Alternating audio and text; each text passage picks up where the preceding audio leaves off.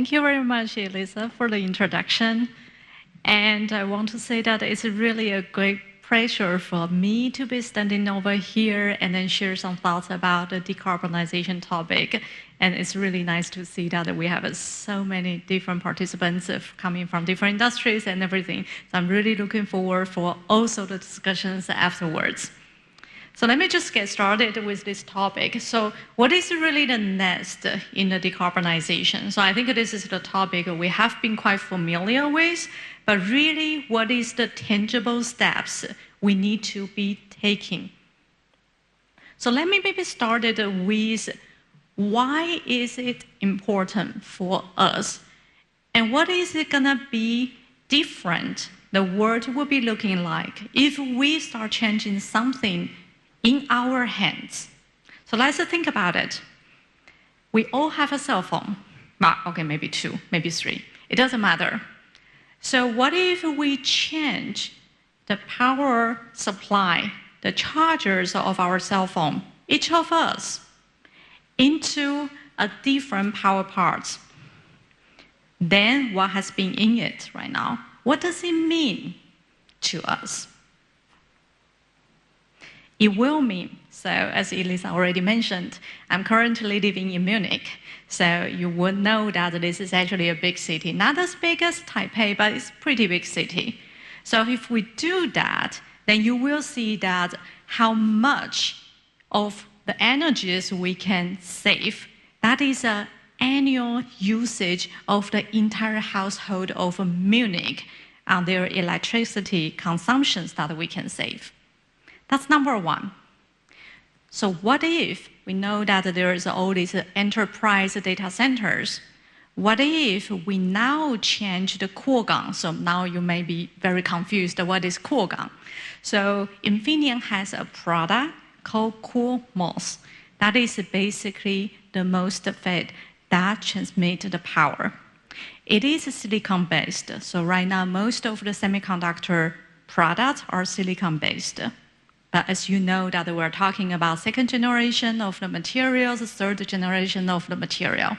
Gallium nitride, so we also call it just GaN. That is the third generation of the material. So for the same product, but by just replacing silicon-based material into GaN-based material, we call it CoolGaN. So that can save much more power in usage and also in much smaller size. So if we change that product into GaN in all the data centers in the world, then that will give us 10,000 times more compared to what we were just talking about in a household consumption in Munich. Why do we talk about it? These two examples has something in common. That is basically enabling more while using less. So now we say, okay, we want to use less. How do we do that? I would say there are 3 pillars that is really important. Number one, we know there are traditional energies that we have been using, the coal, the oil, the gas that we are using in our daily life. We must continue driving down using these traditional energies because we know how they pollute the environment. So that's number one. But of course, then the obvious question is that if you want to reduce the consumption of those, what is the substitute? Then that will be the new energies, the green energy, the clean energy we have been talking about. So those are the wind, the sun, solars. These will be replacing the old energy that we have been using so far.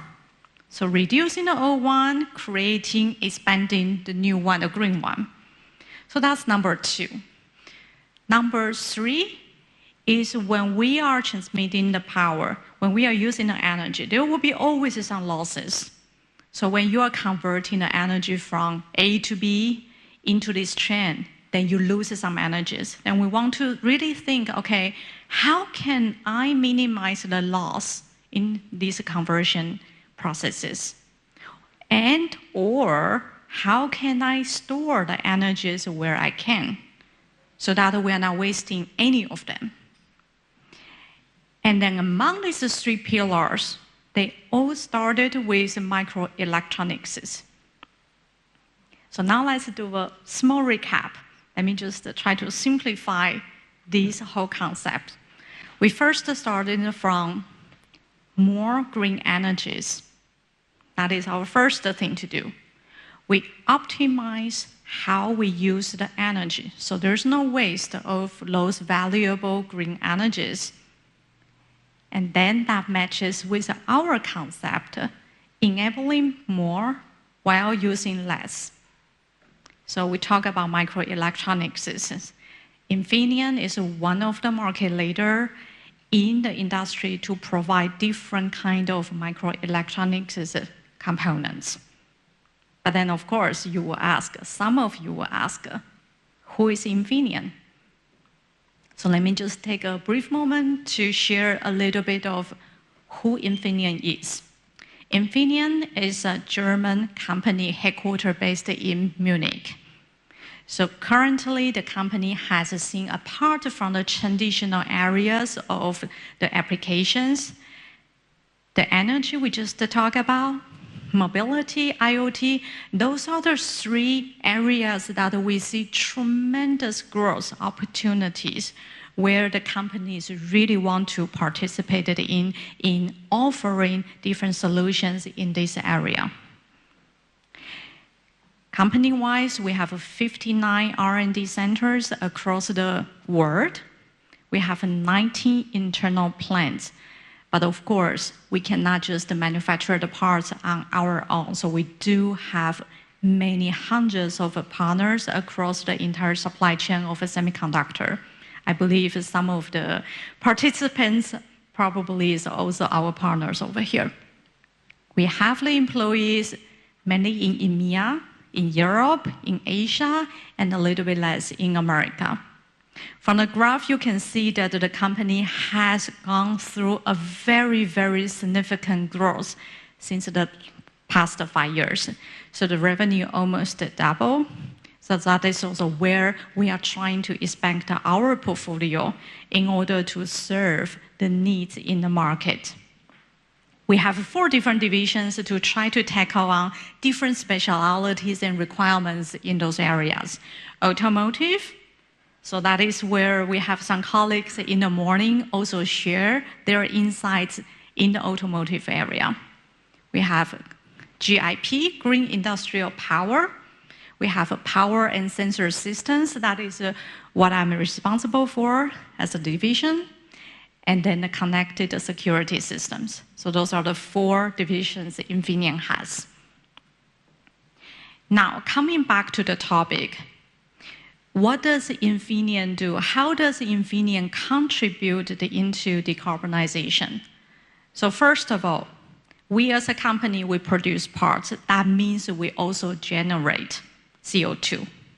So that is one of the areas, and I think probably some of you also see from the media that certain people will be criticizing well, you talk about, electronic components, that how much it can save, but while producing it, you are also generating pollutions.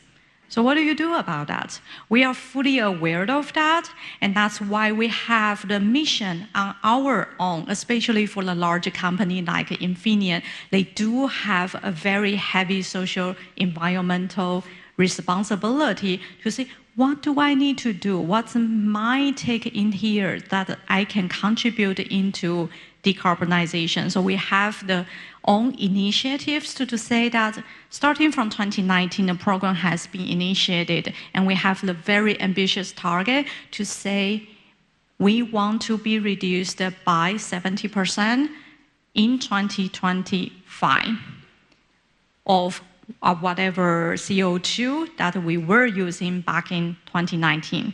And by 2030, we call it as net zero. So whatever we produce, we will offset that so that we actually don't create extra CO2 just by manufacturing the parts. So that is one of the pillars that we are trying to do. But then, of course, through the products we are developing, we are offering to the customers in all different kinds of applications, we are also striving for creating the products that can help, in the end, our customers to save energy. So that is the two areas we can contribute. Now, German company enter Taiwan. I think there are more commonality that we can actually come out. So first of all, this is a hidden champion. I think there is already a lot of companies in Taiwan. I can still see from time to time there are these great articles reported by the media about these hidden champions from Taiwan. People may not really know about them, but surprisingly, they play such a critical role to supply to the world. Same from Germany. So there are these kind of companies that they may not be as big, but they are playing a role over here in the entire ecosystem. International business mindset. Sure, Germany is not a small company, but then as well, they cannot only think of supplying to their own country. For them, the market is the world. And that is how they have been really successful in industrial and in automotive. The market is not just within the country. Taiwan, for sure, I think especially during the semiconductor crisis in the COVID time, those people who don't know, who didn't know Taiwan yet, I think they now all know it because our TSMC, the other semiconductor partners, basically we are one of the bottlenecks to supply the chips into different kind of end products. So obviously, Taiwan, we are aiming not just for Taiwan market, we are aiming for the world. So there, I definitely see that we need to collaborate more. For decarbonization, that is a topic we can always say and we can always think, okay, what can I do? What can I do as an individual? What can I do as an individual company? But what if we say, what can I do as a country? And what can I do together with other people? Then we generate this workforce, then we can make much bigger impact. So just a quick recap before I close the session. So first of all, we have been talking about the electronic components can really play a key role to enable these different pillars, different initiatives in order to drive decarbonization. So there really Infineon product portfolios can support in many different ways. Infineon as a role model, so there have been already several different cases and also the collaboration. Specifically, Infineon has been partnering with Delta, for example, with Foxconn, to these future topics where we say, okay, for example, e-vehicle, what can we do together? These are still the topics relatively new. Neither of us know exactly what needs to be done, what is the best solution. But if we put our hands together, there will be a chance that we can succeed and grow together. So that will then create the green energy and the green earth. So before I close, I just have a very, very short clip that I want to share with you. And with that, I will conclude my session. Our world is full of possibilities and challenges. From global industries and growing world population, to changing lifestyles, digitalization, and new types of mobility, fueled by electric power. 2/3 of today's greenhouse gas emissions come from the energy sector. As the demand of electricity grows, we must find solutions to save energy, reduce CO2 emissions, and protect our climate. The answer is green energy.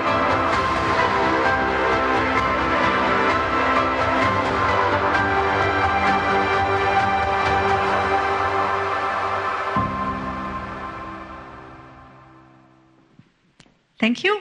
Woo! Thank you, Claire Wang. Here for a bit. Thank you so much for that wonderful keynote.